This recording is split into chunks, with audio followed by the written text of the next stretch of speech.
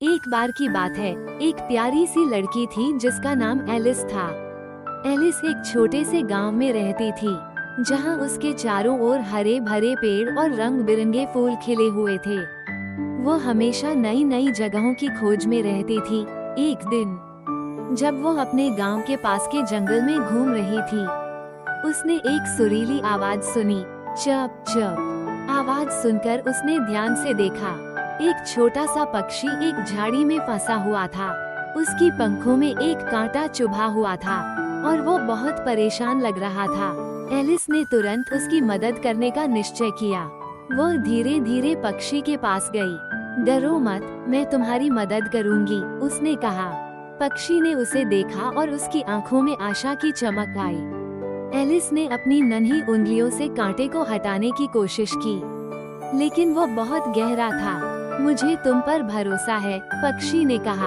अगर तुम मुझे मुक्त कर सको तो मैं तुम्हें गांव के सबसे सुंदर स्थानों के बारे में बताऊंगा।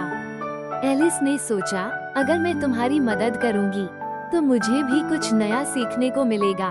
उसने फिर से कोशिश की और इस बार उसने कांटे को धीरे से खींचा। ओह, हुर्रे, पक्षी ने चहकते हुए कहा। तुमने मुझे बचा लिया। पक्षी ने अपनी पंखों को फैलाया और उड़ने लगा। मैं तुम्हें एक रहस्य बताता हूँ, पक्षी ने कहा।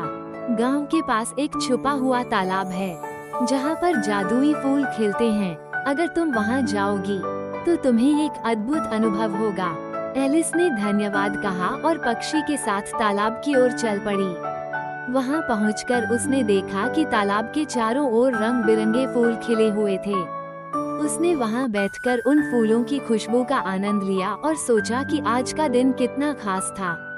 उसने सीखा कि मदद करने से न केवल दूसरों को खुशी मिलती है, बल्कि खुद को भी। एलिस ने निश्चय किया कि वो हमेशा जरूरतमंदों की मदद करेगी, और इस तरह एलिस और उसके नए दोस्त पक्षी ने एक दूसरे के साथ एक नई दोस्ती की शुरुआत की।